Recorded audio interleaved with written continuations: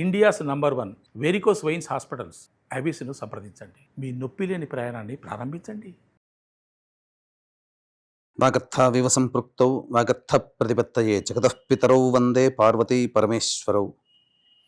ఆదిత్యాయ చ సోమాయ మంగళాయ బుధాయ చ గురుశుక్రశనిభ్యశ్చ రాహవే కేతవే నమః. శృంగేరి జగద్గురు పీఠాధిపతులకి, కంచి పీఠాధిపతులకి నమస్కారములు తెలియజేసుకుంటూ కార్యక్రమాన్ని ప్రారంభిద్దాం. వీక్షించేటువంటి ప్రేక్షకులకి ఒక చిన్న గమనిక. చాలామంది మనం చెప్పబోయేటువంటి ఈ రాశి ఫలాల గురించి తెలుసుకునే ముందు ఏ విధంగా చూసుకోవాలి అనేటువంటి విషయాన్ని శ్రద్ధగా గమనించలేకపోతున్నారు. కొంత అయోమయంలో ఉన్నట్టుగా కనిపిస్తుంది ఈ కామెంట్స్ రూపం ద్వారా చూస్తున్నట్లయితే. కాబట్టి సుస్పష్టముగా చెప్పదలుచుకున్నటువంటిది ఏంటి అని అంటే, మీ యొక్క జన్మ తేదీ రోజున ఉన్నటువంటి జన్మ నక్షత్రాన్ని బట్టి జన్మ రాశి ఉంటుంది. ఆ రాశి చెప్పబోయేటువంటి ఫలితాలు మాత్రమే మీకు ఆపాదించబడతాయి. చాలామంది చేసేటువంటి తప్పులు ఏమిటంటే, జన్మించిన డేటు మంత్ను బట్టి ఒక జొడాయిక్ సైన్ అనేటువంటిది ఉంటుంది. అది సన్ జొడాయిక్ సైన్. కాబట్టి దాన్ని బట్టి ఈ పేపర్లలో వచ్చేటువంటి వివరణలు దాన్ని బట్టి చూసుకుంటున్నారు. కాబట్టి సన్ జొడాయిక్ సైన్ కాకుండా మీ జన్మ నక్షత్రము, జన్మ రాశిని బట్టి వచ్చే చెప్పబడేటువంటి ఫలితాలని దృష్టిలో పెట్టుకోండి. అలాగే నక్షత్రము రాశి తెలియనటువంటి వాళ్ళు మీ యొక్క నామధేయము, మీ పేరులో వచ్చేటువంటి మొదటి అక్షరాన్ని బట్టి ఏ రాశికి సంబంధించింది అవుతుందో ఆ విధమైనటువంటి రాశిని ఫలితాలు కనుక చూసుకున్నట్లయితే మీకు తప్పకుండా అవన్నీ కూడా ఆపాదించబడతాయని చెప్పవచ్చు. ఈ మార్పుని గమనించగలరు. ఆగస్టు 3వ తారీఖు నుంచి 15వ తారీఖు వరకు కర్కాటక రాశిలో జన్మించినటువంటి వారికి ఏ విధంగా ఉండబోతుందో తెలుసుకునే ప్రయత్నము చేద్దాం. ఈ యొక్క కర్కాటక రాశి వారికి గురుడు 12వ స్థానంలో స్థితి పొంది ఉండడం, ఇది ప్రధానంగా ధర్మమైనటువంటి విధానంలో ఖర్చులు పెడతారు. కాస్త ఖర్చులు అధికంగానే ఉంటాయి.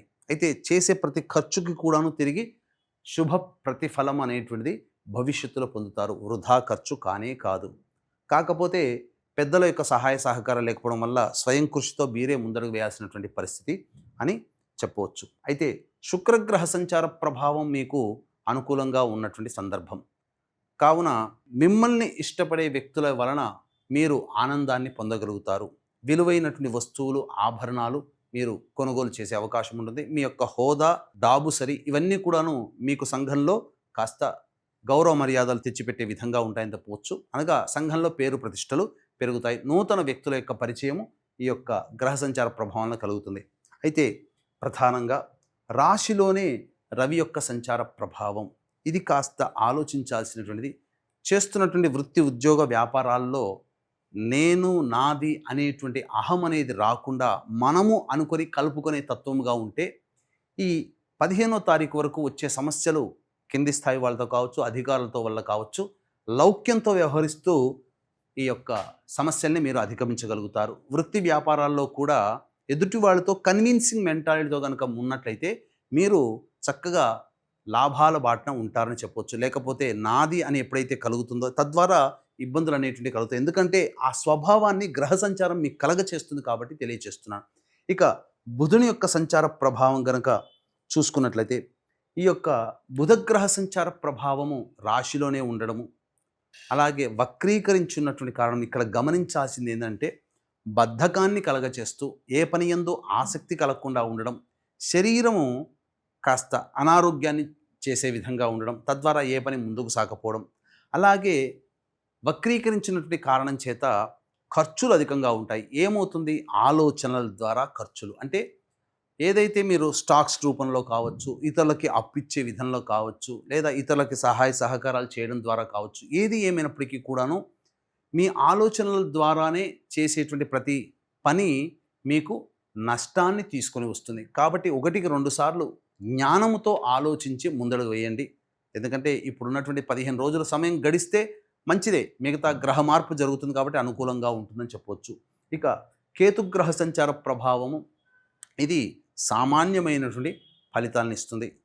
అంత గొప్పగా అంటే కుటుంబ వ్యవహారాల్లోనే కాస్త జాగ్రత్తతో వ్యవహరించండి. ధనపరమైనటువంటి విషయాల్లో మీరు కాస్త ఆచితూచి స్పందించండి అని కేతుగ్రహ సంచారం తెలియజేస్తుంది. ఇక కుజగ్రహ సంచార ప్రభావము ఇది మీకు చాలా అనుకూలమైనటువంటి సమయముగా చెప్పవచ్చు. చేస్తున్నటువంటి వృత్తి ఉద్యోగ వ్యాపారాల్లో ఇతరుల యొక్క పరిచయాలు కలగడం ద్వారా మీరు వ్యాపార అభివృద్ధి కానీ, వృత్తిలో అభివృద్ధి కానీ, ఉద్యోగంలో అభివృద్ధి కానీ కలుగుతుంది. భవిష్యత్తు ఆశాజనకంగా ఉండబోతుంది. ముఖ్యంగా సోదర సోదరీమణుల యొక్క సహాయ సహకారాలతో మీ యొక్క పనులు, కోరికల్ని నెరవేర్చుకోగలుగుతారు అని చెప్పవచ్చు. ఇక అష్టమ రాహువు కాస్త విచారించాల్సినటువంటి పరిస్థితి, ఆరోగ్యం పట్ల శ్రద్ధ వహించాల్సినటువంటి పరిస్థితి. ఈ యొక్క అష్టమ రాహు ప్రభావం వలన అకస్మాత్తుగా అనారోగ్యానికి గురవుతారు. అంతేకాకుండా కొంత అకస్మాత్తుగా అనారోగ్యము, అకస్మాత్తుగా మళ్ళీ అది నయమైపోవడం అది జరుగుతుంది, ఒక మిరాకిల్ లాగా. కాబట్టి జాగ్రత్తలు పాటించండి. అలాగే భాగ్య శని ప్రభావం ఉన్నప్పటికీ కూడా స్థితి వలన కర్కాటక రాశి వారికి శుభమే, కానీ వక్రీకరించినటువంటి కారణం చేత అష్టమ శని ప్రభావాన్ని కూడా కలగజేస్తున్నాడు. కాబట్టి ముఖ్యంగా డబ్బు విషయంలో కానీ, కింది స్థాయి వ్యక్తులతో మీరు మాట్లాడేటప్పుడు కానీ, వ్యవహారాలు చేసేటప్పుడు కానీ జాగ్రత్తగా లౌక్యంతో వ్యవహరించండి. వాళ్ళకి మాట ఇచ్చినప్పుడు ఆ మాట తీర్చే క్రమంలో మీరు ఎక్కువగా కష్టాలు పాలయ్యే అవకాశం ఉంటుంది. కాబట్టి ఆచితూచి ఆలోచన చేసి మాట ఇవ్వడం కానీ, వాగ్దానం చేయడం కానీ, ధనాన్ని మీరు ఖర్చు పెట్టడం కానీ చేసితేనే మీకు కొంతవరకు యోగంగా ఉంటుందని చెప్పవచ్చు. తర్వాత చెప్పొచ్చేది ఏమిటంటే సాధారణమైనటువంటి ఫలితాలు ఈ యొక్క కర్కాటక రాశిలో జన్మించినటువంటి వారికి కలుగుతాయి. ఈ యొక్క కర్కాటక రాశిలో జన్మించినటువంటి వారికి ప్రధానంగా విదేశీయానము, విదేశీ విద్యకు సంబంధించి చే ప్రయత్నాలు బాగా కష్టపడి దైవానుగ్రహం ఉంటే తప్ప నెరవేరదు. ఇక విద్యార్థులు బాగా కష్టపడితే తప్ప ఉత్తమ ఫలితాలు పొందలేకపోతారు. వృధా ప్రయాణాలు ఎక్కువగా చేస్తారు. ఇది గమనించదగినటువంటి విషయంగా చెప్పవచ్చు.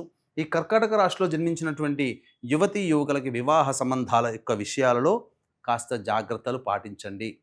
తొందరపడి నిర్ణయాలు తీసుకోకండి. భవిష్యత్తు కాలం మారబోతుంది. అప్పుడు సమయానికి అనుకూలంగా యోగమైనటువంటి కాలంలో నిర్ణయాలు తీసుకుంటే మంచి స్థితి ఉంటుంది.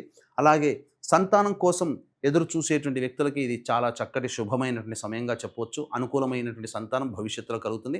గర్భధారణ జరిగినటువంటి ఆల్రెడీ మహిళలకి చక్కటి సత్సంతాన ప్రాప్తి కలుగుతుందని చెప్పవచ్చు. ముఖ్యంగా ఈ రాశిలో జన్మించినటువంటి మహిళలకి గౌరవ మర్యాదలకి ఏమాత్రం లోటు ఉండదు. కాకపోతే బద్ధకం అనేటువంటిది ఉండడం ద్వారా మిమ్మల్ని అనుసరించే వాళ్ళు మిమ్మల్ని దూరం పెడితే అవకాశాలు ఉంటాయి. కాబట్టి జాగ్రత్తగా ఉండండి, లౌక్యంతో వ్యవహరించండి. ఇతరులకి ఆదర్శంగా నిలవదలిచినటువంటి మీరు ఏ పని ఎప్పుడు చేయాలో అప్పుడే చేసుకునే కనుక ఉన్నట్లయితే మంచి శుభ ఫలితాలు పొందుతారు. అయితే మీ యొక్క ఆభరణాలు కానీ, వస్తువులు కానీ చోరీకి గురయ్యే అవకాశాలు గోచరమవుతున్నాయి. కాబట్టి అప్రమత్తతో వ్యవహరించండి. తర్వాత మిశ్రమమైనటువంటి ఫలితాలు ఈ యొక్క కర్కాటక రాశిలో జన్మించినటువంటి వారు పొందుతారు. అంతేవిధంగా ముఖ్యంగా వీక్షించేటువంటి ప్రేక్షకులకి గమనిక, ఈ నెల 8వ తారీఖు రోజున శ్రావణ పౌర్ణమి మరియు శుక్రవారం ప్రతి మహిళ వరలక్ష్మి వ్రతము చేసుకునేటువంటి రోజు.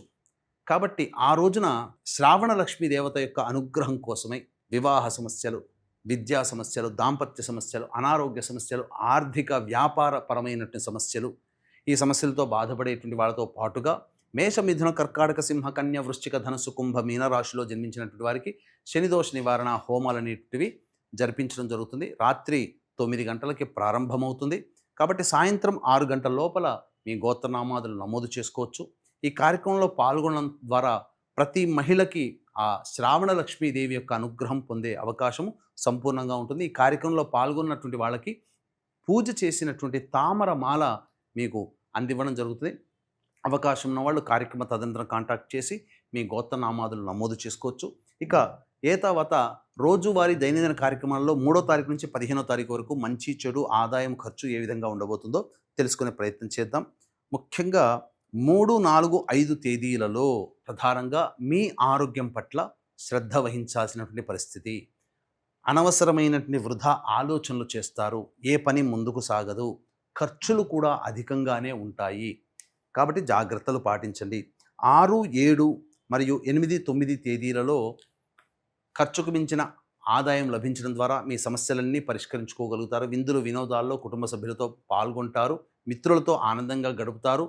అలాగే ప్రధానంగా ఇతరులతో వచ్చేటువంటి సమస్యల్ని మాటల ద్వారా పరిష్కరించుకోగలుగుతారని చెప్పవచ్చు. ఇక 10, 11, 12 తేదీలలో మానసికమైనటువంటి ఆందోళన అధికంగా ఉంటుంది, కోపము ఉద్రేకము కూడా అధికంగానే ఉంటుంది, ఏ పని చేయాలన్న ఆసక్తి ఉండదు, ఒక జిగ్జాగ్ లాగా ఉంటుంది జీవితము. అలాగే నిర్ణయాన్ని తీసుకోలేకపోతారు, కాబట్టి జాగ్రత్తలు పాటించండి. ఖర్చులు కూడా అధికంగానే ఉంటాయి. ఇక 13, 14 తేదీలలో గనక చూసుకున్నట్లయితే మానసిక ప్రశాంతత లోపిస్తుంది, సంతానం మూలకంగా విభేదాలు, ఖర్చులు, సమస్యలు పెరుగుతాయి.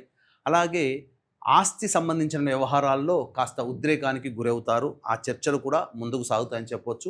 ఇక 15వ తారీఖు రోజున ఉద్యోగస్తులలో ఉన్నటువంటి వాళ్ళకి, వృత్తి వ్యాపారాల్లో ఉన్నటువంటి వారికి అన్ని విధాలుగా అనుకూలంగా ఉంటుంది. ఏతావాతా చెప్పొచ్చేది ఏమిటంటే 3, 4, 5, 10, 11, 12 ఈ తేదీలలో జాగ్రత్తలు పాటించండి. ఖర్చులు అధికంగా ఉంటాయి, ఖర్చులని తగ్గించుకునే ప్రయత్నం చేయండి. మిగతా రోజుల్లో అనుకూలంగానే ఉంటుందని చెప్పొచ్చు. ఇక ఈ యొక్క కర్కాటక రాశిలో జన్మించిన వారికి మిశ్రమమైనటువంటి ఫలితాలు కలుగుతాయి, కాబట్టి భవిష్యత్తు కోసం ఎదురు చూడక తప్పదు.